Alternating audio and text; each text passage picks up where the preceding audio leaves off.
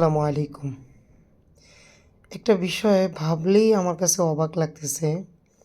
আরেকটা বিষয় হচ্ছে আমার কাছে খুব লজ্জাও লাগতেছে ভিডিওটা বানাইতে। কিন্তু কি করব? এই সমাজটা তো আমাদেরই দেখতে হবে। এই সমাজটা তো আলেম ওলামাদেরকেই শাসন করতে হবে।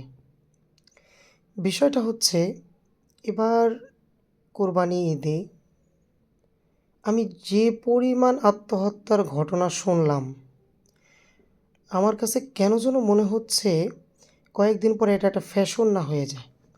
বা মৃত্যুর আগে সে ভাইরাল হয়ে দুনিয়ার থেকে চলে যাচ্ছে বা দুনিয়াতে থাকা অবস্থায় সে ভাইরাল হতে পারছে না। এই কারণে আত্মহত্যাটা করে ভাইরাল হয়ে দুনিয়া থেকে চলে যাচ্ছে। মৃত্যুর পরে তার কথা সবাই মনে করবে। এরকম কোনো কিছু বিষয় হয়ে যাচ্ছে কিনা?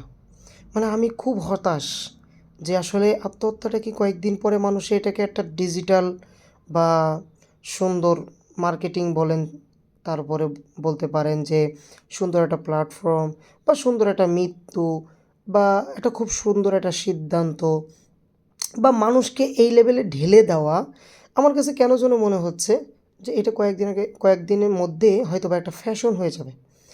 কিন্তু আপনি একটা জিনিস চিন্তা করেন তো, আত্মহত্যাটাই কি আপনার সমাধান?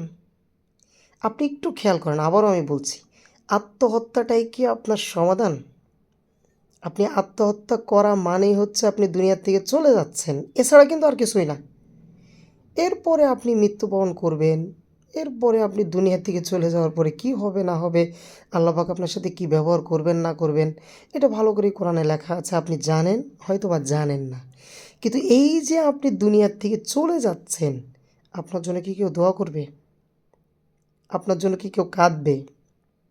বা আপনি যে মিশনটার জন্য চলে যাচ্ছেন, যে মিশনটার জন্য আপনি দুনিয়ার থেকে চলে যাচ্ছেন, যে জিনিসটাকে আপনি কবর দেওয়ার জন্য দুনিয়া থেকে চলে যাচ্ছেন, বা এমন একটা ডিফিশনের মধ্যে আপনি আছেন যেটাকে কবর দেওয়ার জন্য আপনি দুনিয়া থেকে চলে যাচ্ছেন, ওটা কি আসলেও আদৌ কি এটা হবে? ধরেন আমি একজনের শাস্তি দেওয়ার জন্য দুনিয়া থেকে চলে যাচ্ছি, বা আমার হাজব্যান্ড আমার সাথে অনেক খারাপ ব্যবহার করে, আমি এই কারণে দুনিয়া থেকে চলে যাচ্ছি। ও যেন ভালো হয়ে যায়, ও যেন বিয়ে শাদী করে পরবর্তীতে আমার কথা মনে করে, ইম্পসিবল, জীবনও মনে করবে না। আপনার জীবনটা শুধুমাত্র আপনার জন্যই, আরেকজনের জন্য না। আমি এটা সবসময় মাঝে মধ্যে লেখি বা বলি যে নিজেকে ভালোবাসতে শিখুন, মানুষকে ভালোবাসেন না। নিজেকে ভালোবাসতে শিখুন, নিজের জীবনটাকে ভালোবাসতে শিখুন। আপনি কেন আরেকজনের জন্য জীবন দিবেন বোকার মতো?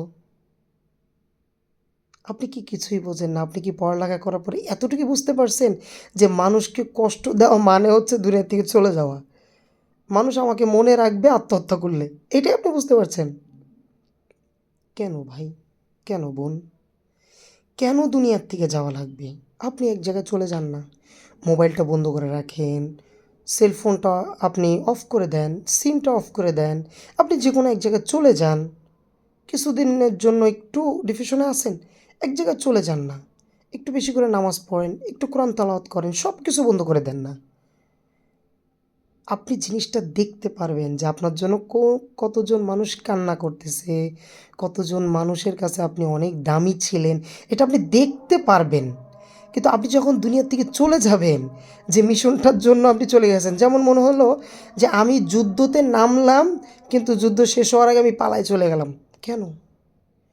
আমি নামছি, আমি দেখব এই বিষয়টা কতটুক পর্যন্ত যায়। আমি যদি এইটাই না দেখতে পারি, তাহলে আমি কেন এই মিশনটা শুরু করলাম? আত্মহত্যা করবেন না। এটা নিয়ে আরও কয়েকটা বিষয় আমি কথা বলবো ইনশাআল্লাহ। যেহেতু নামাজের টাইম হয়ে গেছে, আসরে আজান দিয়ে দিছে, কথা বলা ঠিক হবে না। ইনশাআল্লাহ আমি একটা ভিডিও বানাবো অনেক সুন্দর করে, আল্লাহ পাক যদি আমাকে কবুল করেন। কেন আপনারা আত্মহত্যা করবেন আর কেন করে লাভটা কী? কেন আপনার জীবনটাকে এখন ধ্বংস করে দিচ্ছেন?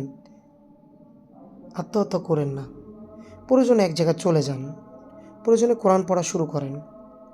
হাদিস বোঝার চেষ্টা করেন। একটু কয়েকদিন দূরে থাকেন। তবে নিজেকে কষ্ট দিয়েন না। নিজের জীবনটাকে কষ্ট দিয়েন না। আপনি কি বুঝতে পারছেন?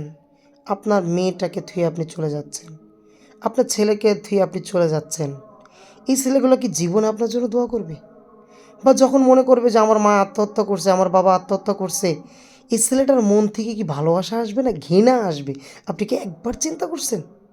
কেন আত্মহত্যা করেন ভাই? কেন আত্মহত্যা করেন বোন? আমার বুঝে আসে না। কেউ আত্মহত্যা করবেন না ইনশাআল্লাহ। আল্লাহ পাক সবাইকে হেদায়েত দান করুক, বোঝার তৌফিক দান করুক। আমিন। আসসালামু আলাইকুম।